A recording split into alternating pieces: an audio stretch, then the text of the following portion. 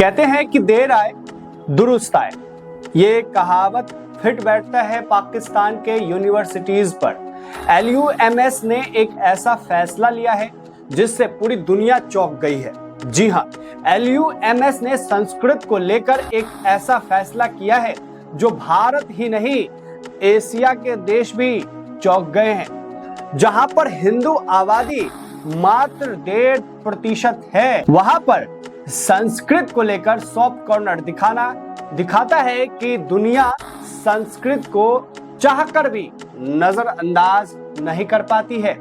जी हाँ, संस्कृत को लेकर LUMS के प्रोफेसरों ने कहा है कि यदि दक्षिण एशिया की राजनीति, दक्षिण एशिया की सभ्यता, संस्कृति, भाषा, इन सब चीजों को समझना है तो फिर संस्कृत का ज्ञान होना बहुत जरूरी है। यही नहीं, गीता, रामायण, महाभारत जैसे ग्रंथों पर भी रिसर्च करने की बात कही। पाकिस्तान के लाहौर यूनिवर्सिटी का कहना है कि अगले 10 से 15 सालों में पाकिस्तान में भी गीता, रामायण, महाभारत के जानकार होंगे। संस्कृत के अच्छे ज्ञाता पाकिस्तान में ही जन्मे हुए मिलेंगे।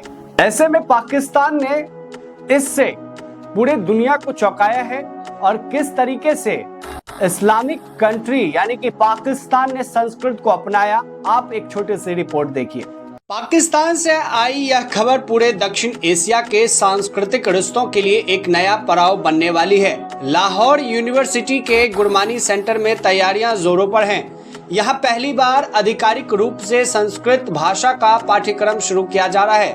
1947 के बंटवारे के बाद पाकिस्तान की यूनिवर्सिटीज में संस्कृत का पढ़ाया जाना लगभग असंभव माना जाता था, लेकिन अब वही परंपरा दोबारा लौट रही है। गुरमानी सेंटर के डायरेक्टर डॉक्टर अली उस्मान कासमी का कहना है कि आने वाले 10 से 15 साल में पाकिस्तान में ही जन्मे और पले बढ़े गीता और महाभारत के अपने विद्वान तैयार होंगे। इनका कहना है कि यह सिर्फ एक भाषा का कोर्स नहीं बल्कि दक्षिण एशिया की साझा बौद्धिक और सांस्कृतिक विरासत से दोबारा जुड़ने की एक बड़ी शुरुआत है। सांस्कृतिक प्रेमी डॉक्टर शाहिद रशीद इस पहल को एक ऐतिहासिक कदम बताते हैं।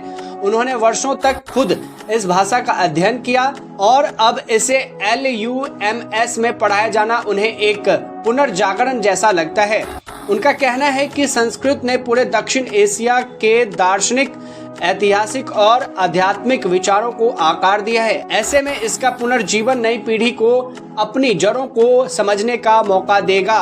सबसे दिलचस्प बात यह है कि इस कोर्स के लिए छात्र और स्कॉलर्स में जबरदस्त उत्साह है। इतिहास, संस्कृति और विचार पर शोध करने वाले युवा इसे एक नए दरवाजे के रूप में देख रहे हैं। गुरमानी सेंटर में आने वाले वर्षों में से एक और भी कार्यक्रम शुरू करने की योजना बना रहे हैं, जिससे दोनों देशों में साझा विरासत को फिर से समझा और जोड़ा जा सकेगा। जाहिर सी बात है दोस्तों कि पाकिस्तान को यह समझ में आ गया कि संस्कृत ही एक ऐसी भाषा है जिससे कि वो तरक्की की राह पर जा सकता है। पाकिस्तान की मौजूदा हालत जो दिखती है वो किसी से छुपा हुआ नहीं है। पूरी दुनिया में पाकिस्तान का खस्ता हालत ये बताता है कि अगर उसे आगे बढ़ना है तो प्राचीन चीजों को, सभ्यता को, भाषा को मजबूती से उसमें पकड़ बनानी होगी और इसीलिए पाकिस्तान एक कदम बढ़ा चुका है संस्कृत को महत्व देकर।